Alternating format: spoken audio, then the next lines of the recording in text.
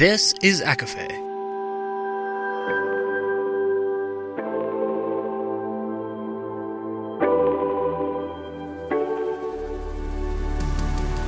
Laura Marie and Jessica Marie proudly present A Court of Fandoms and Exploration, a podcast. Fair warning, everything the hosts say is explicit, full of spoilers and adult content and shall not be used against them. They have opinions. Let's try not to drag anyone for expressing themselves and just have fun for an hour. We all deserve it. This episode contains spoilers from The Infernal Devices, with mentions of The Immortal Instruments, Priory of the Orange Tree, and Throne of Glass. For full list, please see show notes. There's also mention of sexual assault.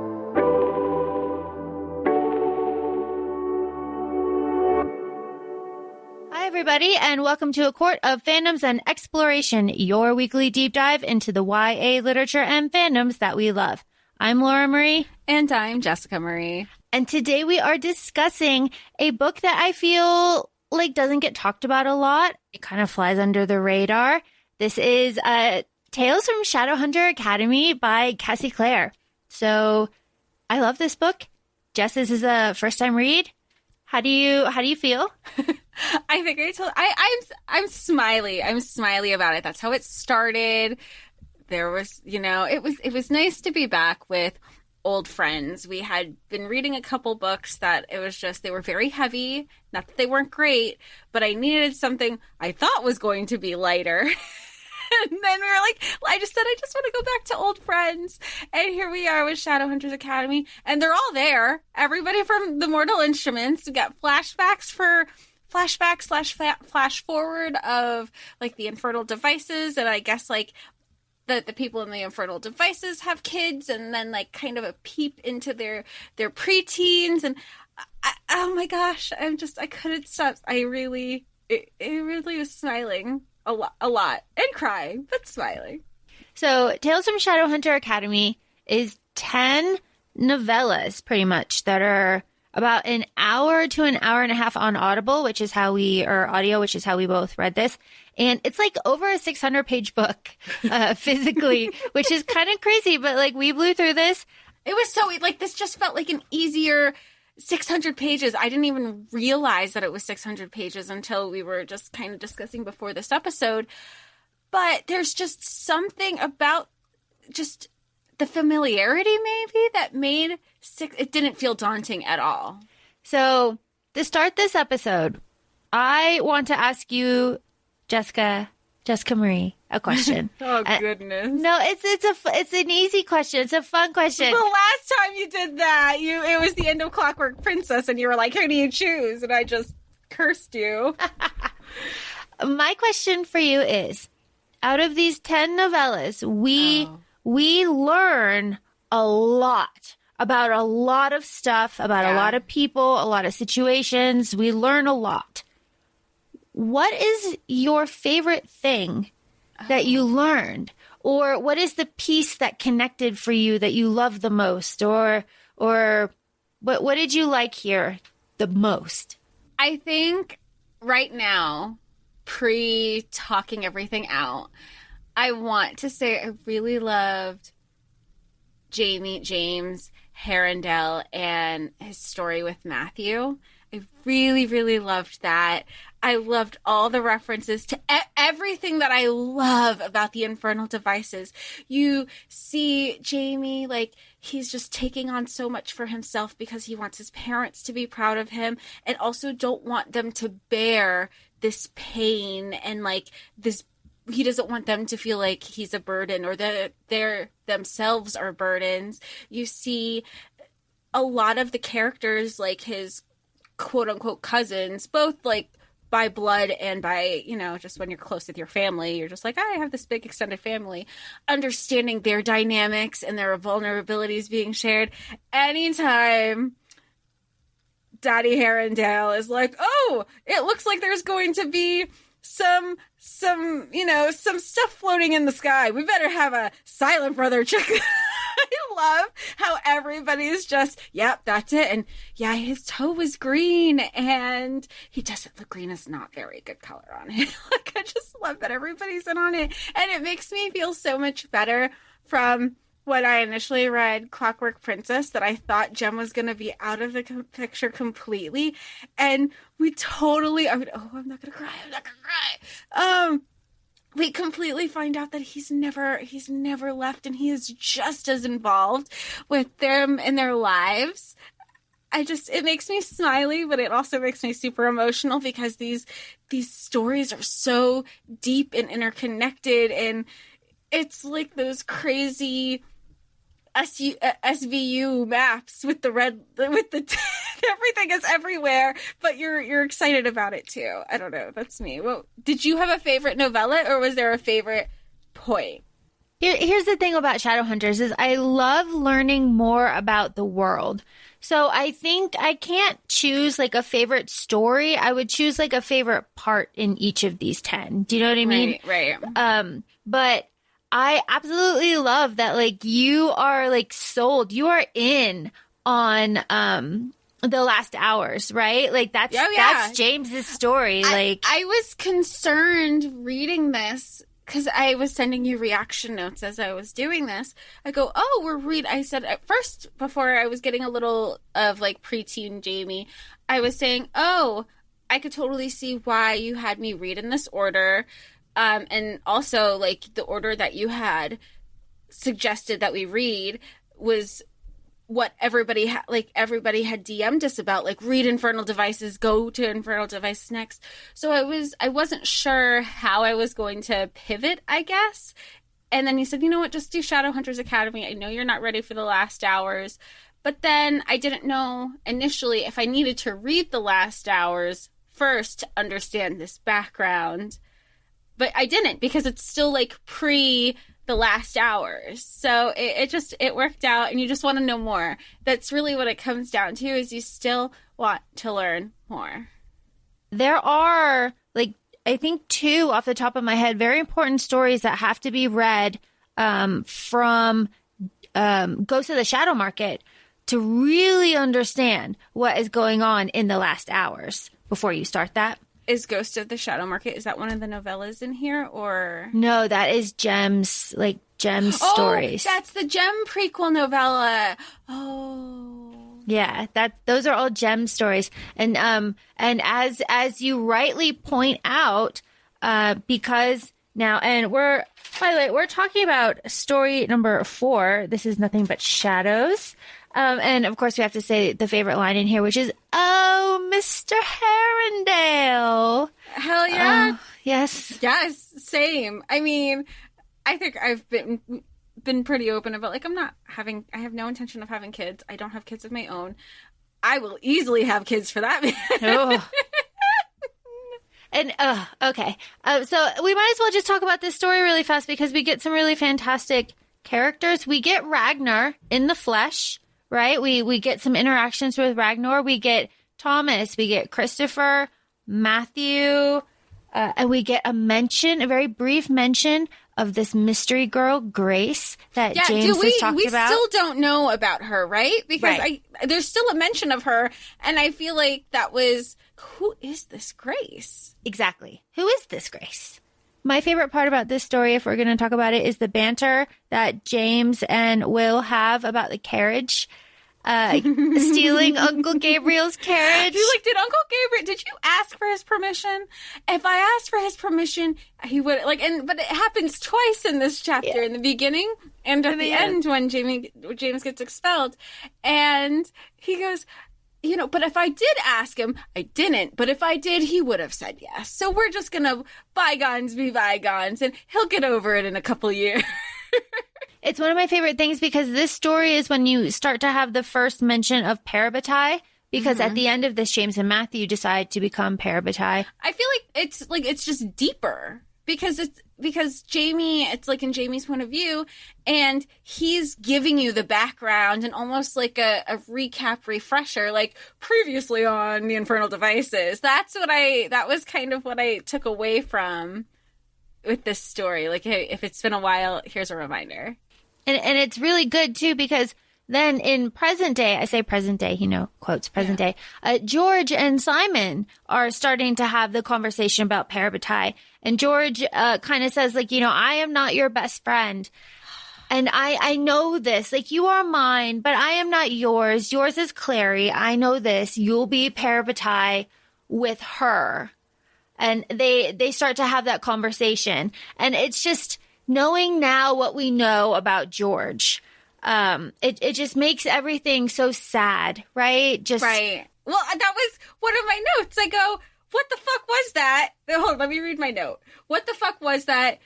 You write this whole new character we learn to like and enjoy, and just to kill him off? I was so mad. I really liked him. I liked all parts about him right from the beginning. He really took to Simon, and then Simon was like, fuck all y'all, you're treating me like shit. I don't want to deal with you. So he goes to be with the mundanes, and you find out that George, even though like by blood he is a Nephilim, you know, he is a by blood he's a Nephilim. They're just like, you know what? We're known to, my whole family, we're not known for much anyway. We'll start from the bottom together. Well, no, George is not Nephilim. George is adopted. Oh, that's right. But he's adopted by a Nephilim family, right? By the Lovelaces. Right. Who are Shadowhunters. Who are Shadowhunters, right. Okay. So he has the name, not the blood. Okay. But he was being treated as if he did have the blood. Right. And he was already like... And that's an ongoing conversation in this whole book of thinking one group of people are better than another. And that's just really frustrating. And that's a lot of the things that it's an ongoing theme in all the Shadowhunter books.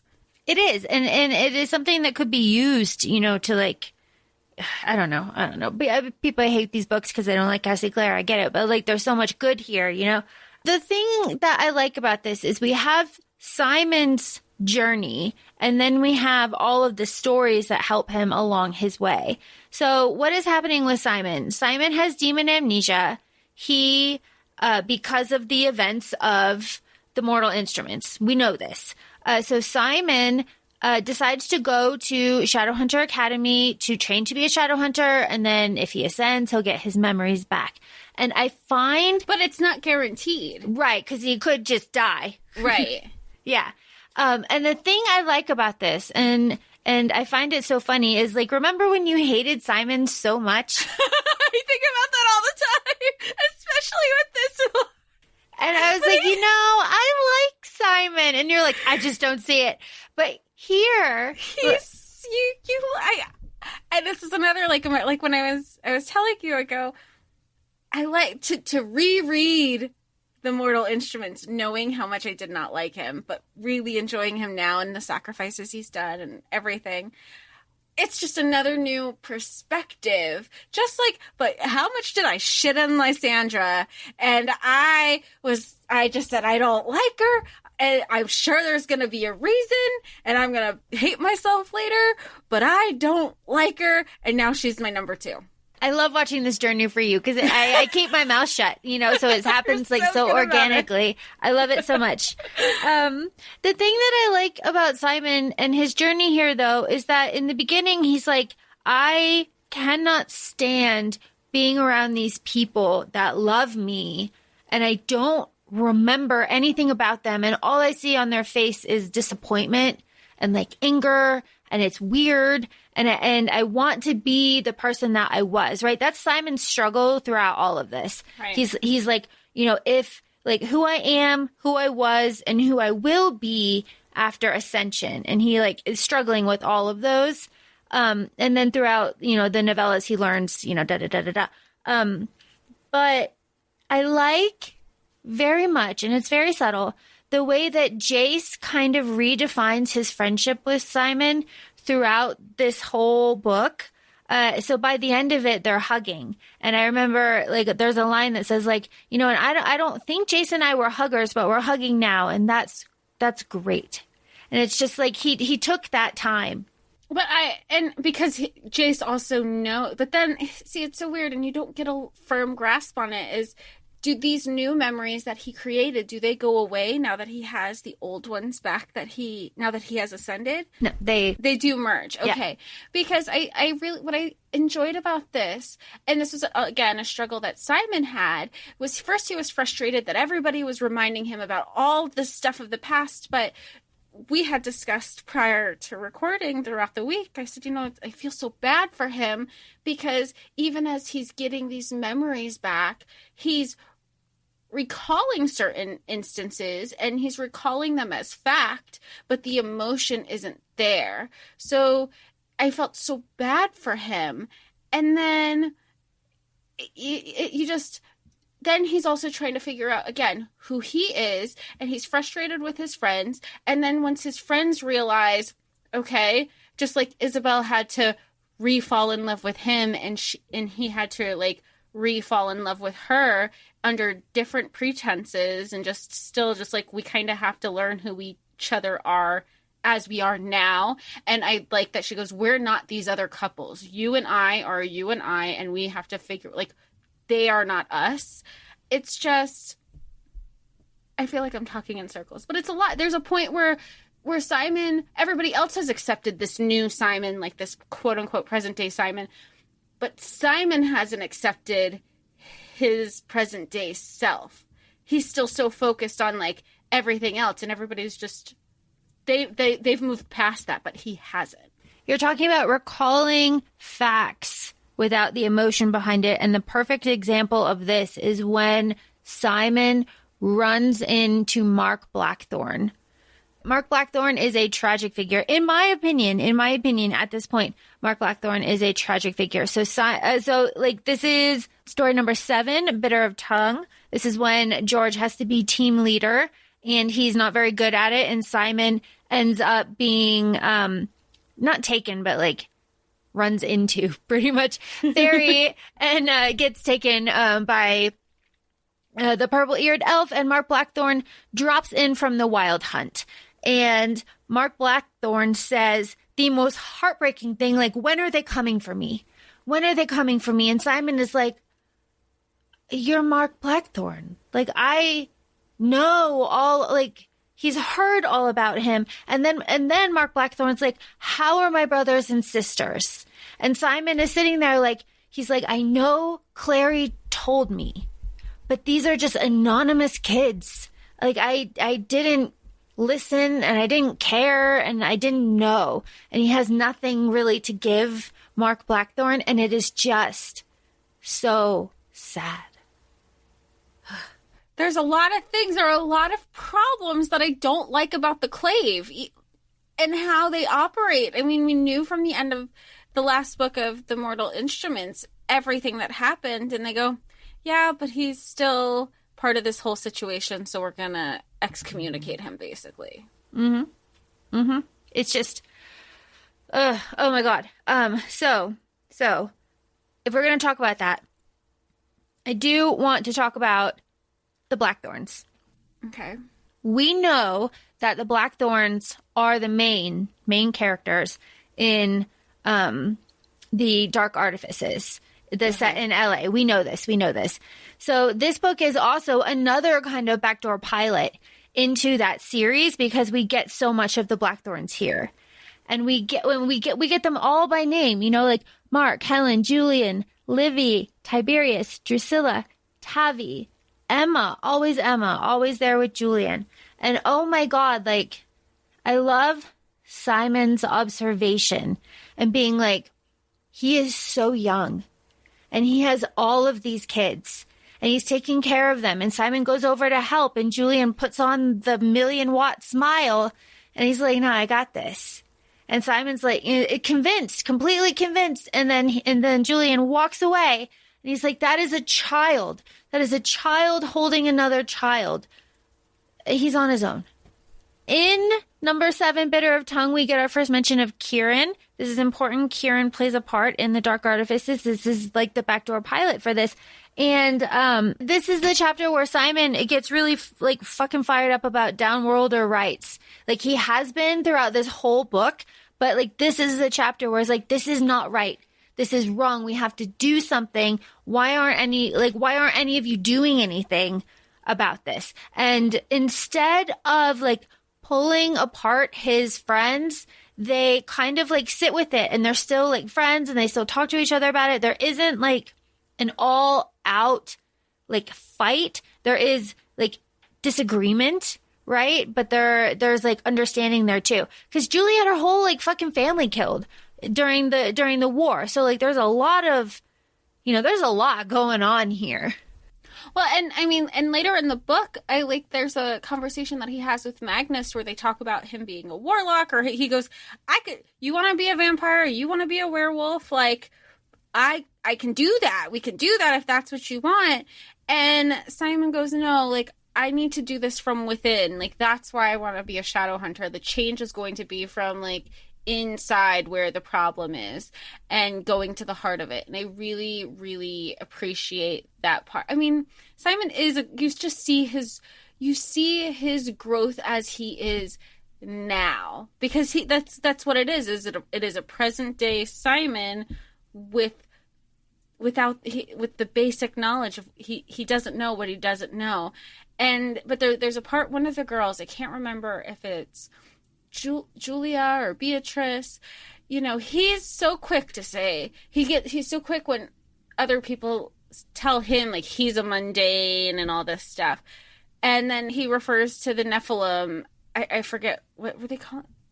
He was just like calling them Nephilim or something, but he says it in a way of disgust.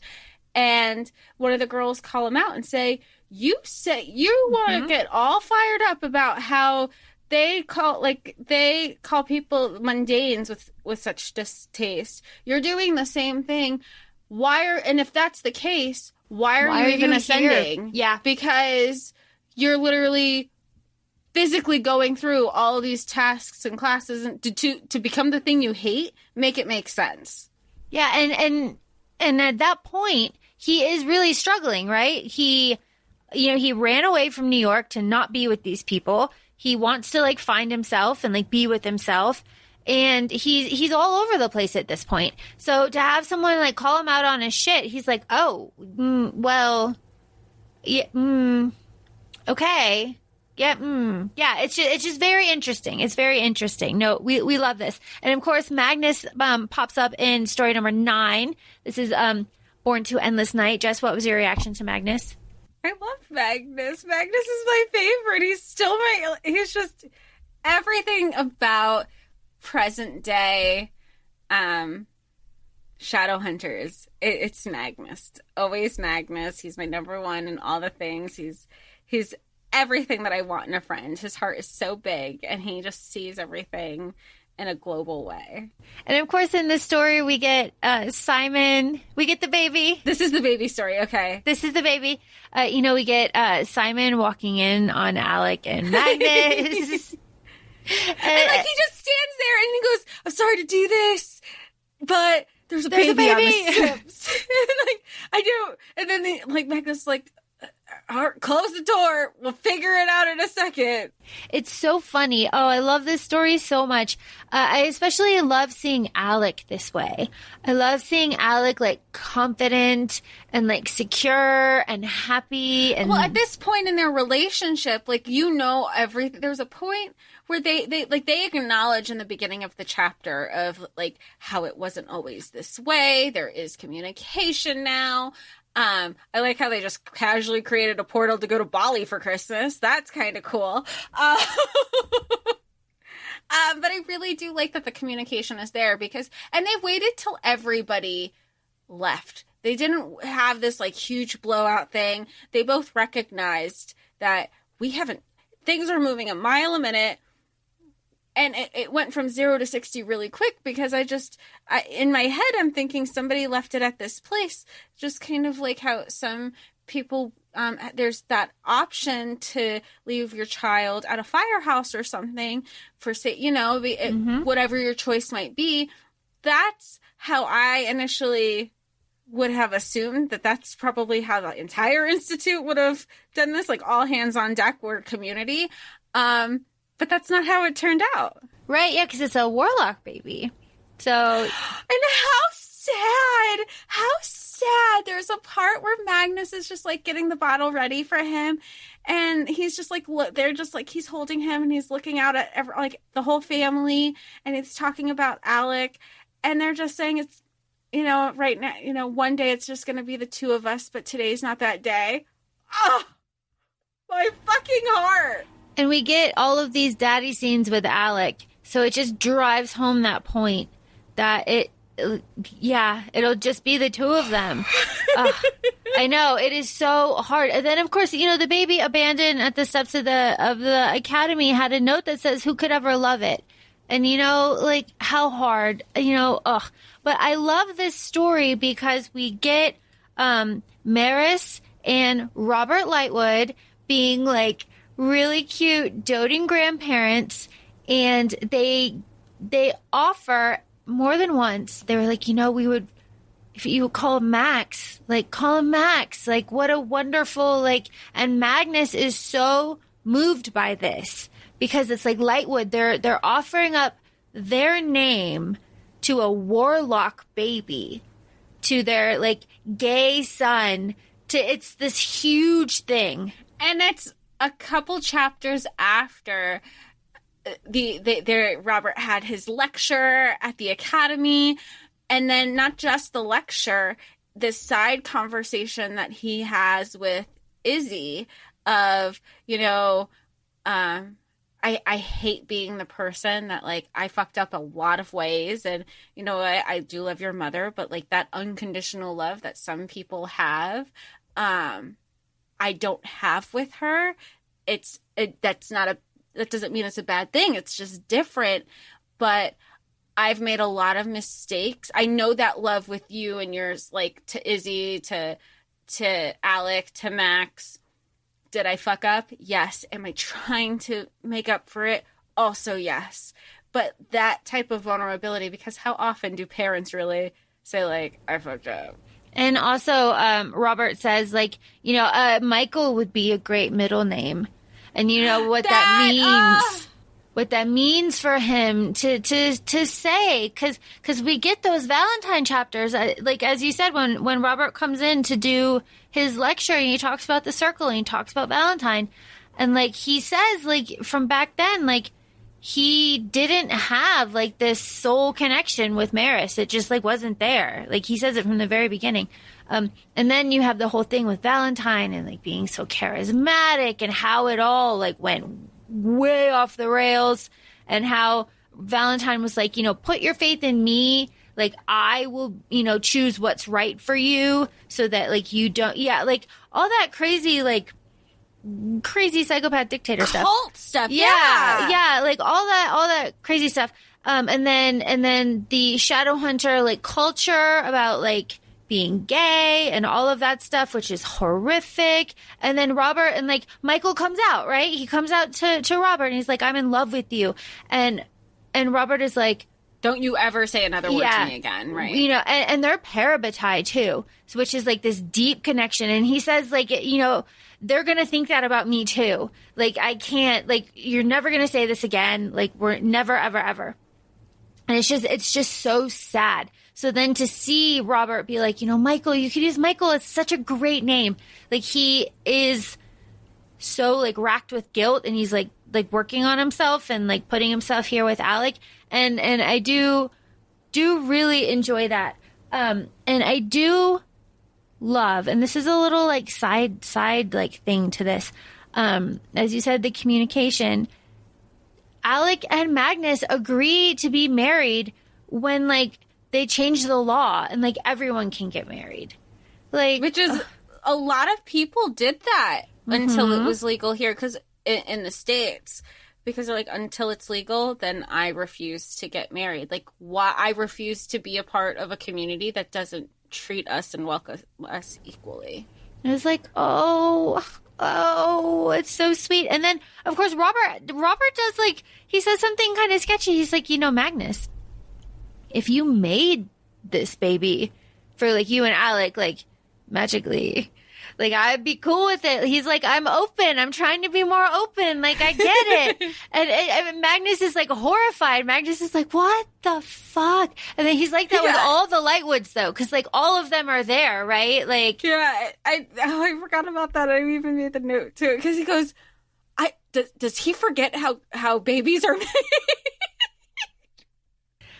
It's just so funny. And then of course we get Magnus says only a few Shadowhunters have like touched his life and like touched his heart. And he mentions like Jem, and he mentions Will, and he mentions Henry and Christopher and James. And then a little like thing to this is we get a very nice interaction between Katerina and Magnus reading a letter from Raphael to Ragnar. And we find out that Ragnar had been taking Spanish lessons like on the sly through Raphael, which is just so funny and like so like sweet and very like interconnected. And Katerina says like, no, like Simon is here and these children want to be taught at Shadowhunter Academy. They're different than everybody before because they are the product of watching Shadowhunters and Downworlders fight in the Dark War. So they saw that, so they're more open to everything. So that's why Katerina's like, I'm here to like honor, you know, Ragnar, and I'll see Simon through Ascension, and like this is good. Like good things are happening here. Because we also get, this is such an important chapter, the beginning of Maya, Lily, and Alec having their like Downworlder Shadowhunter meetings and how important that is. And that is like the agent for change that like Alec is working for. And I love it. It's so wonderful. And this is not a spoiler, but it does like continue on like in the present day stuff. Like this Downworlder like coalition does carry through, and it's really nice. It's really nice. It's really nice. I want to talk about Jack the Ripper. I see your face. I see your face. I'm just going to hold my Will plushie because he's the best. So this is story number 3. This is the Whitechapel Fiend. This is, it starts off with tree dropping lessons with Jace and Simon. It's very funny, very funny.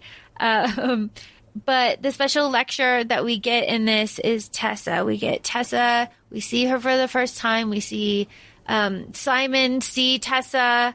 And we get Tessa talking about how she is one of the only people left alive who remember the truth about things that happened in the past. And the example that she uses is the Whitechapel Fiend, which is Jack the Ripper, who ended up being a demon that they vanquished, and they, you know, history took a life on its own, and they were part of it, you know, this whole thing. This is where we get Daddy Will Herondale with, like, infant children. It's so hot. It's so fucking hot. I don't know why. I don't know why. It's the hottest thing ever. I texted you. I go, this shouldn't be so attractive. But here he is being Daddy Herondale and super protective over everybody in his life. And, you know, you're finding out about Jack the Ripper, and Gabriel is like, look, we need to figure this out. This is awful. The things that are happening of, you know, the women in London, we have to fix this.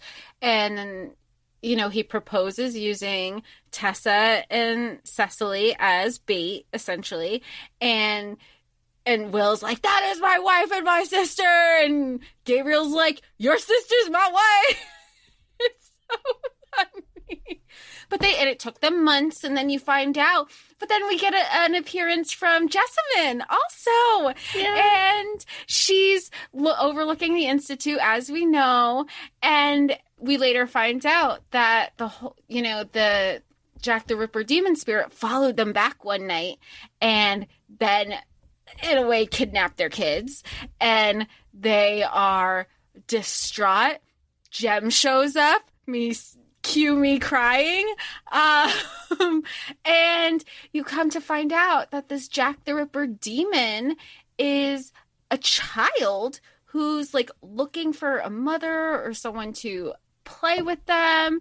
And Jessamine is kind of luring the demon to say, like, I'll play with you. Do you need a friend? Look at my dollhouse. The dollhouse that she asked Will to save, which, what a nice little throwback. Because, of course, when all that stuff was happening in the Infernal Devices, you're like, she's dying and she's worrying about the fucking dollhouse. So that's a nice little callback and payout at the same time. Because you go, oh, the dollhouse came through. And she finds out that all the kids are just nestled in the chimneys in each of the parents' rooms, but they didn't know that. and all is well, and then they vanquish the demon, but because it's Jack the Ripper and nothing's happening, it's taking on a life of its own in the media, and that's when you just hear that the media is going to be the thing that works best in the favor of Shadowhunters. Do you like Will Herondale, Daddy Will Herondale, giving James a dagger and Tessa being like, what? He's like, he likes it. He picked it up. Look how he holds it. He's so good with it. He is not carrying the weight of the world on his shoulders anymore. And he's just, the fact that he's just so much, he's just so much lighter. It's nice. That poor man had gone through it his entire life. He deserves that happiness. It's so, it's I will wonderful. bear all of your children, right? And of course, James is like, spoon. It's like, I don't know. It was cute and I liked it. It so was just so cute. random. And Like, where's James? Spoon. And I think it's so funny too because, you know, we see James like when he's 13 and they mention the spoon. It's like, oh, it's so sweet. Let's talk about the Lost Herondale because this is huge. And that's going to have a payout. We didn't, right? I have to assume. We have to assume. We just didn't get it here. Yeah, you don't get it here, but you do get a payout. So what is the Lost Herondale? Jess, what is the Lost Herondale? There's another Herondale. So there's basically, we thought that the line ended with Jace based on like the family tree of it all. Mm-hmm. But we find out that somebody else had another kid that nobody knew about.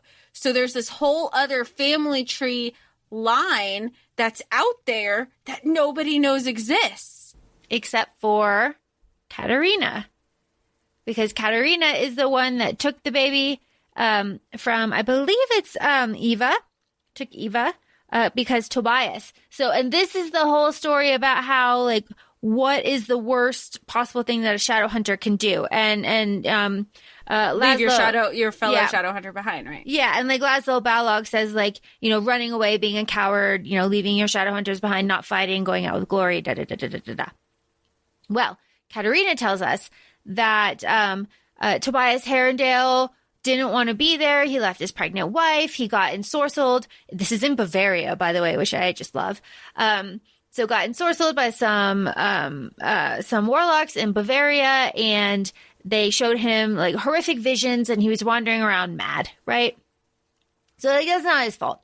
But in his absence, the Clave persecuted his wife, and this is how we get like the law is hard, but it is the law type. You know, this is that. But they pick and choose again, and this is just like an overall thing. And it's not just the world of Shadowhunters. It is clearly the world in which we live in today. Is they pick and choose who they want the laws to apply to. Yes.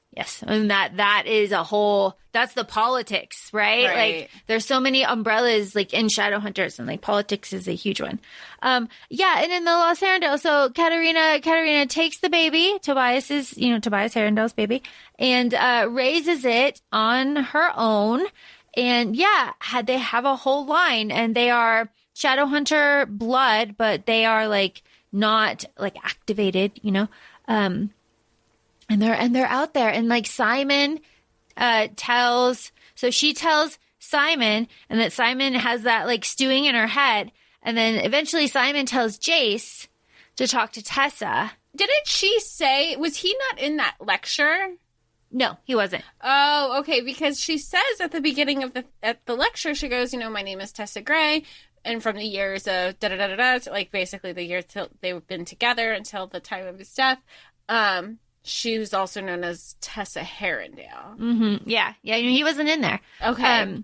So Simon tells Jace talks to Tessa, and Tessa tells Jace that he's like not alone, and like he's not the last one, and there's like something there, and that's wonderful. We love it. And then in this story though, we have Clary coming to Simon and saying, Simon, be nicer to Isabel, because Isabel is having a hard time, and she can't really handle like what's going on, and like the way that you're treating her is making it very hard on her, and it hits him with like, you don't know her that well, but, and like, what an ouch for Simon. Oh my goodness. Well, I like the part where, and we had discussed this, where he goes, what do you mean that she's not handling it? She's the strongest girl I know. Because Clary was saying she's really hurt. She's really upset.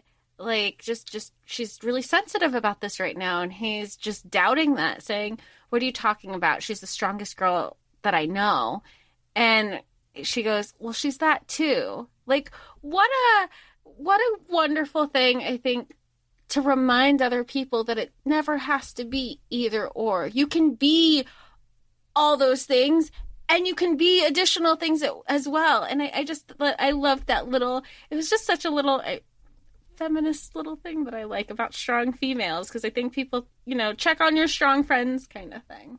Check on your strong friends. Check on Helen Blackthorne, because she's having a hell of a time. This is story number 6. This is Hail Kings and Princes. Helen Blackthorne, so this is the second oldest Blackthorne child. Her brother is Mark Blackthorne. They are the half Shadowhunter, half fairy. Oh, God. So let's loose recap. They were from the beginning of the 6th book of the Mortal Instruments when Valentine was going through the institutes, and she's part Shadowhunter, and she finds out that her biological mother is a fairy, or is fae. And she didn't even know. Did she know growing up? Yeah, she knew. Oh, yeah. She knew.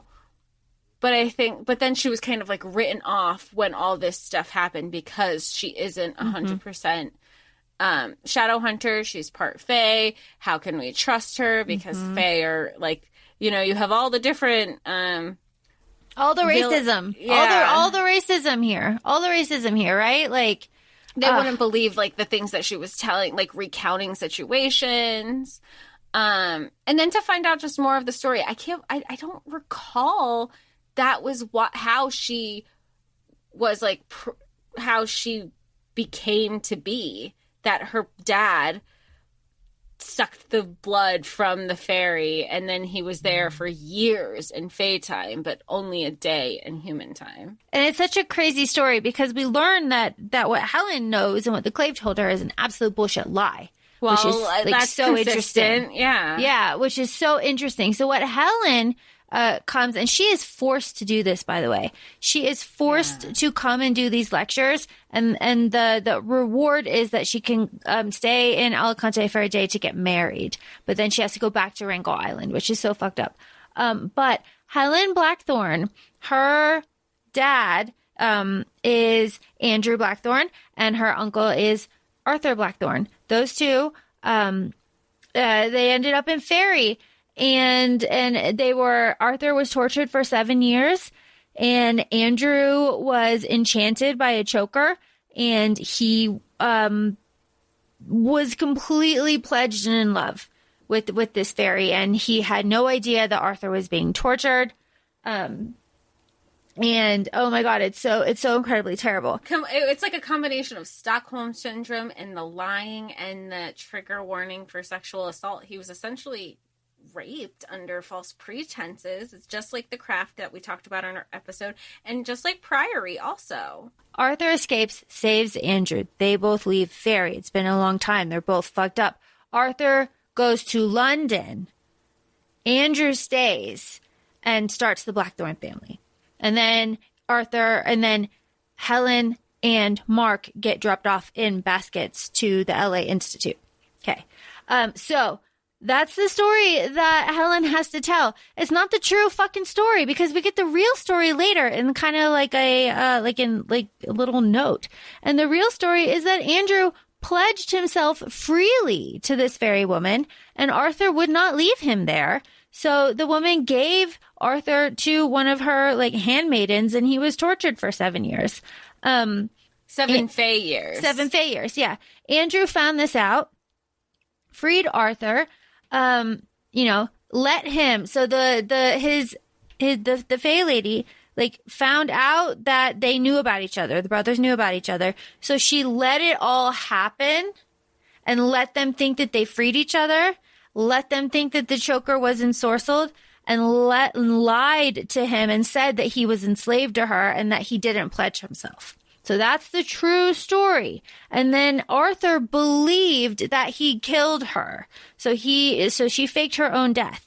And that's why, and then the babies came, and she was going to keep the babies, but she wanted Andrew back, and they were too close of a reminder. So she sent the babies to the institute, and then she died. Her whole body and soul destroyed out of like grief for this. And that is the true story of Helen and Mark Blackthorne. And it's so fucking sad because everything's so like underlyingly sad in this book. And that's what actually happened. It's sad because you're connecting so many plot points that I don't want to say were like missing from. It just gives you a deeper behind the scenes, and it answers so many questions. Sure, because this is Julian Blackthorne, Julian, Emma, all of them. That's their dad, who is dead now, and their uncle, who is a stranger to them. Like, he's the one that came from London, who was saved by Jessamine during the attack.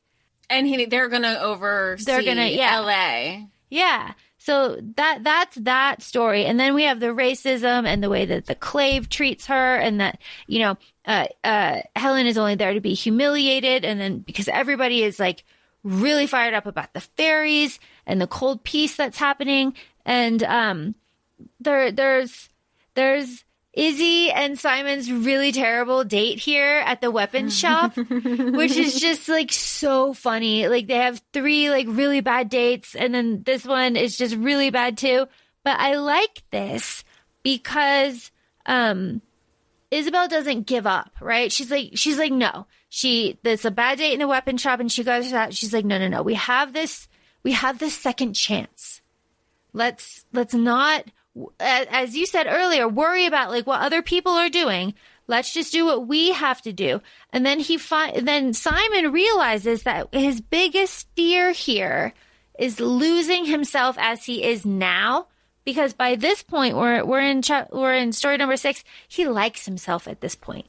Like he's really starting to get a grip on things. Everything is starting to click for him. He's trying to regain some memories. He's talking to Clary more. Like, what I thought was important, this is after the year 1 summer break. Yeah. So then what I really appreciated about this is I think that a lot of people go through that, where you grew up and your former, I don't want to say former life, but in a way, yes, that might not be what you consider home anymore.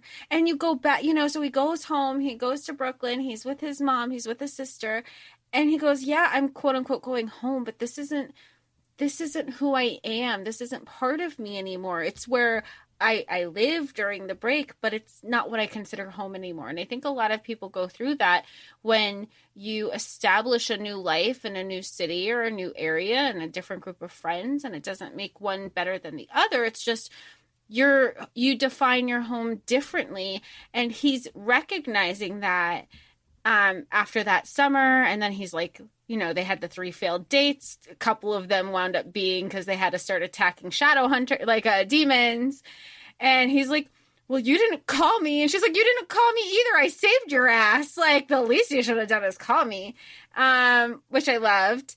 And I don't know, but like you said, I do like there's that he's gaining his self-confidence and understanding who he is now.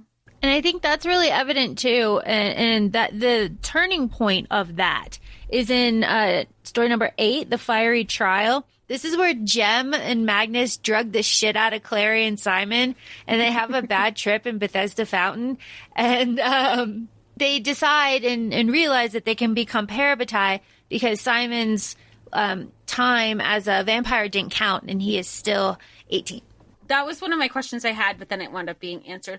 My other question is, why did they have to go through that to figure out that they were parabatai? Because I feel like nobody else went on these like crazy drug trips. Oh, because both of them had blocks in their mind, like mind work done. So they couldn't do the fiery trial. They had to do the water trial. Oh, okay. Because I remember them talking about the fire and water trial, but I think I took it as they had to do the water trial first before doing the fire trial. Oh, no, it's just in like one or the other.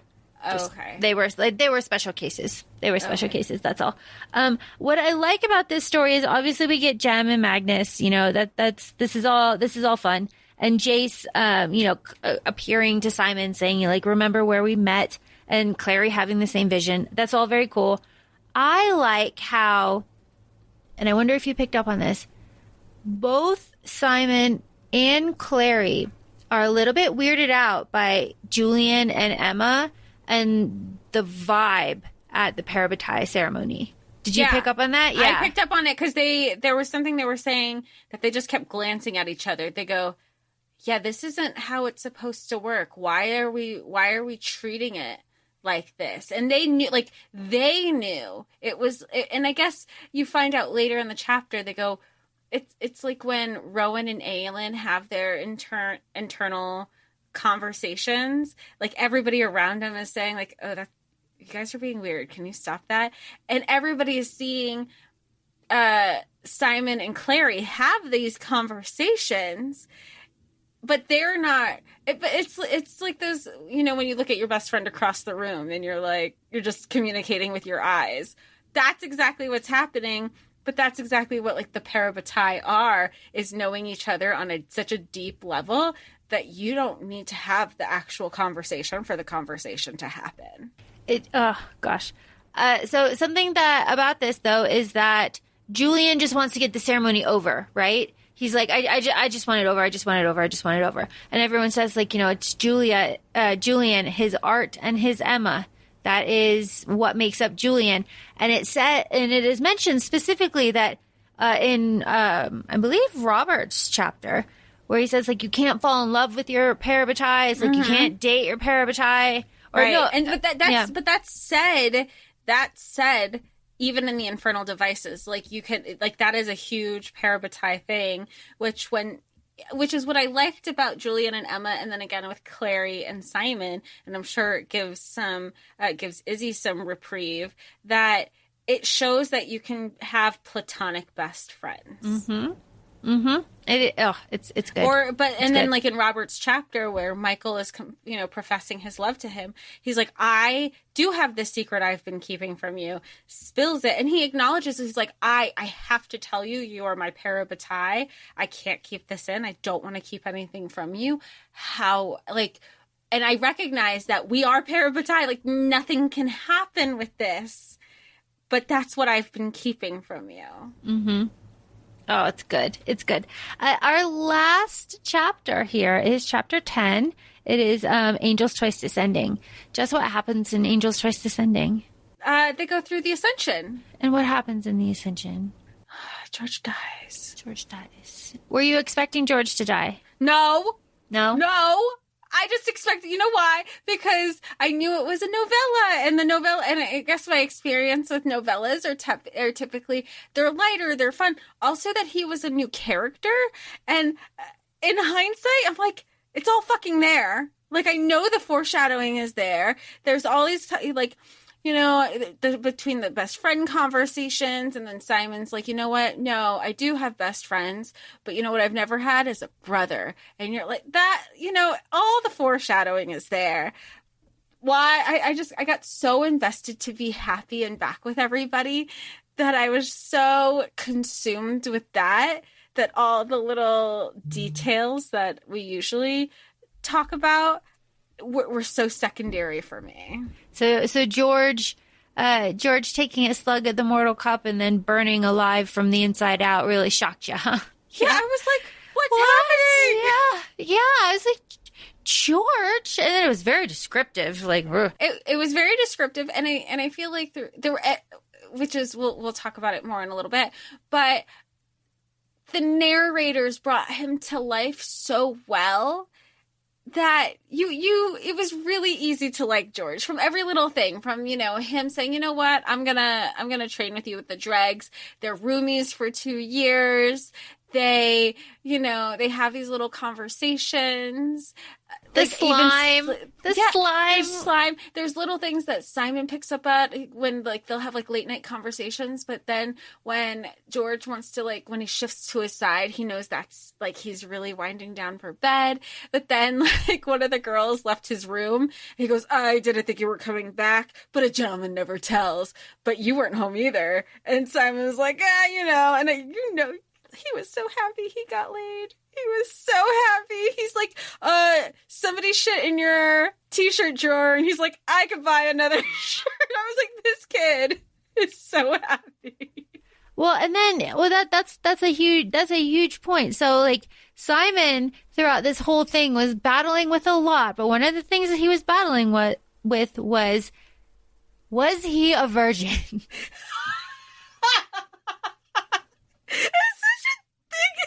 Dude thing. I mean, I know I'm being like stereotypical, but he's like, and I love how she goes, yeah, if you forgot you had sex with me, I'd be pretty pissed. Do you need Nisha or not? Yeah, like, no, Isabel, that brings me to my point. Like, so Isabel shows up, and this is like Simon's like last night, right? Like before his ascension, and Isabel shows up and she's like all very sexy, and you know, Simon, and like, Simon's like into it, and then, he stops and he's like, you know, is this like end of the world sex? And Isabel's like, I don't do end of the world sex. You know who's first of all, everybody else, all the Herondales do end of the world sex. All of them. Oh, all of them. They're all game. End of the world sex. Bam. Wham, bam. Thank you, ma'am. So, Isabel, I don't do end of the world sex. It's bullshit. You don't remember, but we were busy. Like, we didn't have time for that, which I find hilarious. And then he's like, oh, well, you're not doing this, like, in case I die. She's like, I'm doing this because I want to do this and no other reason. It's like, fuck yeah, Isabel.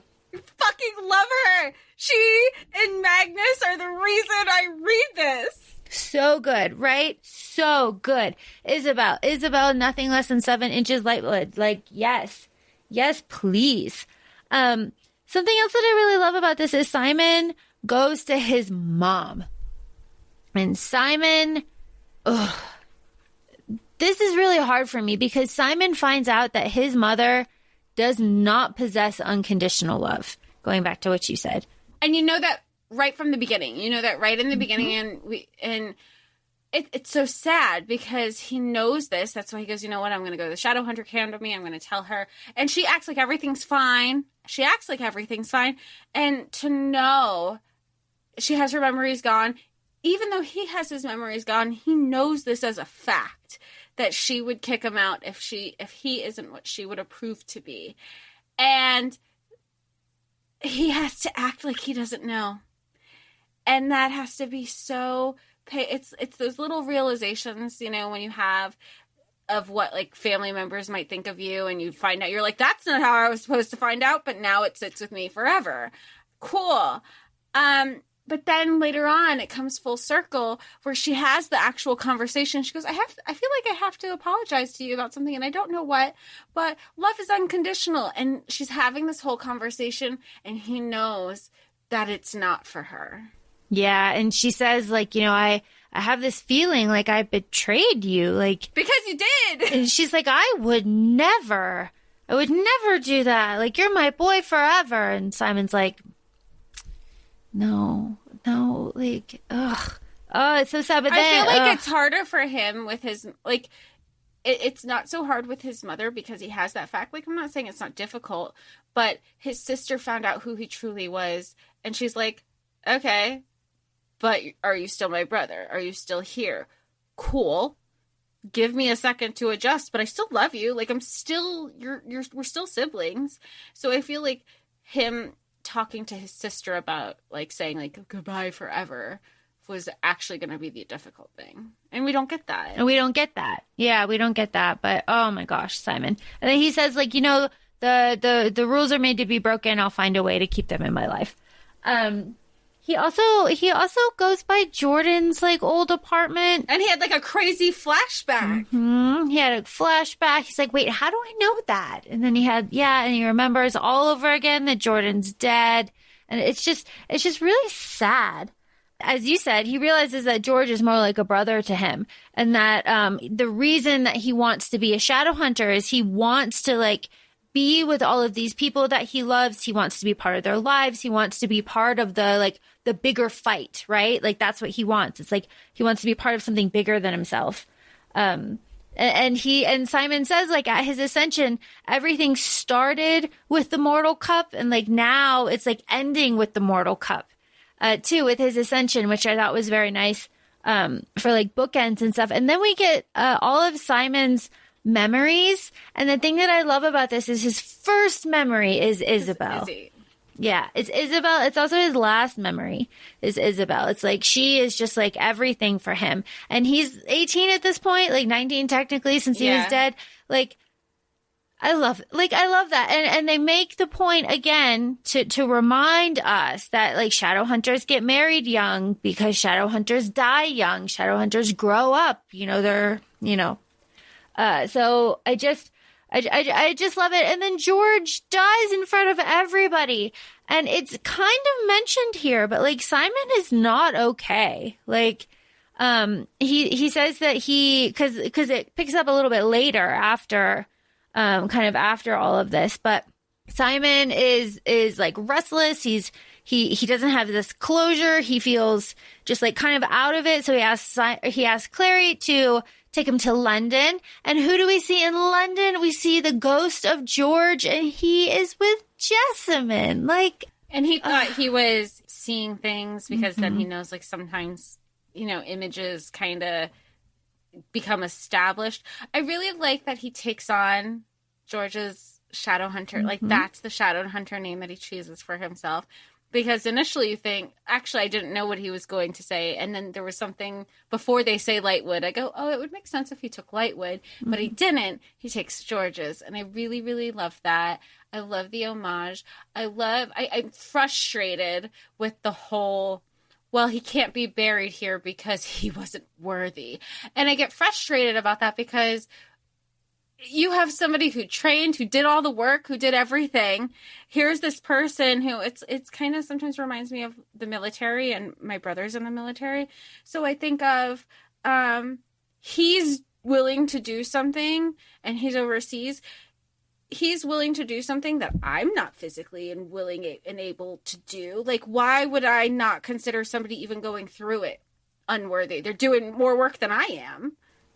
Well, that is the problem. That's one of the many problems with the clave, right? So the theme that I picked up on this, I picked up a few, but the main one is family is like your choice, right? So it's a little bit more than found family. It's specifically like family is your choice. It's not about blood. And family are people that you love, that love you, that like make you like complete and like better. And accept you in every capacity, every shape and form and fuck up and ownership.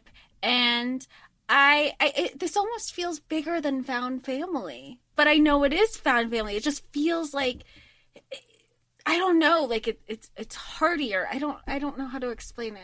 It's also like, being true to yourself and like doing the right thing and standing up for standing up against bullies, and that's a huge thing, and choosing to do the right thing, and even when it's hard, because that's really drilled in when Isabel is there for Robert's chapter, and she's trying to get all the kids to raise the demon, right? And Simon, well, that's a peer pressure thing. It was a peer pressure test, and I thought, like, even though she was like, I don't like the idea. I realized I was being used. But she goes, I know at least one person who's going to be like, like, I don't care. I'm not going to feed into this. I'm not going to do it. And she was right. She wasn't expecting Julia, but she knew Simon was going to pull. She knew her man. Yeah. And Robert even says, like, my daughter was right about you. It's like, haha, you were. So those are all of the stories. Like, Jess, do you have like thoughts? Do you have questions? There's not enough time in the world to want to do, like, my TBR is long as fuck. And then it's like, but I just want to go back into it. I get it. I get it why people love these books. What's another thing that we've said, if the author writes it, you should read it. There's just so much information, and it's a little bit lighter if you don't, if you keep it at surface level, it's very fun. Do not spiral, because that's what took me so long to read this week, on top of a couple other things, is that I would just start spiraling and crying and realizing the connection, because by the time this episode releases, the Infernal Devices episode are out there, and I'm just a wreck. And we both are, actually. And it's just, like, it can seem very overwhelming, but just take it in stride. I think that would be my advice with this. And I feel like another thing, if you were looking for a selling point for somebody to convince somebody to read the series, is if you like Supernatural, you might like this. Just tell me about the narrators of this book. I don't even remember. The only person I cared about was Sam Heughan. Well, and Chris Wood. And Chris Wood, and is it the Chris Wood that we know? Yeah. It is that Chris Wood. Okay. Yeah. I was like, is this the Chris Wood? They've got a ton of people on there. Yeah, they have a ton of people. But they switched out the narrator a few times for the different stories, because I learned from you is that these were initially novellas, as we know, and then Tales of the Shadowhunter Academy kind of bundled them all up under one umbrella. So that would be why Sam Heughan isn't listed as the Audible narrator. So that was a really fun surprise. And he sounds just as yummy as you would think. He's good. He should do it more. He's very good. Actually, they're all very good. So if you've been listening for a while, you know one of our criticisms of Cassie Clare books is that they don't keep the same narrator, and it's like jarring and kind of annoying. In this case, though, it works. It works. It works. Like, I have no problem with this. Everybody can do like a pretty good Scottish accent. So like George is really consistent throughout. Everybody's really consistent. Maybe that's it, because I felt like there was consistency. I always knew when when you're listening to Simon, you always knew which characters you were listening to. Yeah, Katarina's accent was consistent. Everybody was consistent. Everybody was really good, and it didn't take you out of the story. Like, maybe initially you're like, okay, this is a new narrator, and then you take a second and you're like, okay, I'm in it. Yeah, no problems here. So this is a very interesting example of multiple narrators that work and that don't take us out of the story. So kudos. Yeah, it's a strange little book, but we love it. We love it very much. Well, at least I love it. I don't know. Do you love it? I love it. I love it. I have a question for you. Ask. You are currently a mundane. If you given the opportunity, would you go through the process to ascend? No, I would die immediately. Like, not even in the training, like go off to the academy for 2 years and then get all the skill set to try? No, because I know I would die, and that would be terrible. And I don't think I could live with the shame of ducking out the night before like Sunil did. So no, I don't think so. I think if I were a mundane, I would probably try to become a vampire or a werewolf. Or a werewolf. Yeah, I would try to go that way, because I don't want to be taken by the Fae. So no. Yeah. So yeah. You'd rather be, so you wouldn't go through the ascension. You would be like, you know what? Let me get bit. I'll still be a part of the world. Call it a day. Yeah. Call it a day, because I don't want to deal with the clave. Don't want to deal with the clave. Like, I don't want to deal with the politics.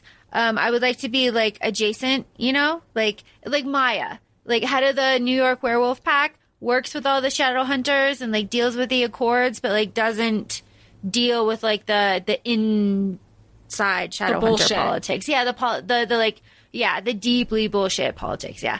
Yeah, and it's not just this book. Like, the Clave is an ongoing issue for as long as we've known. Yeah.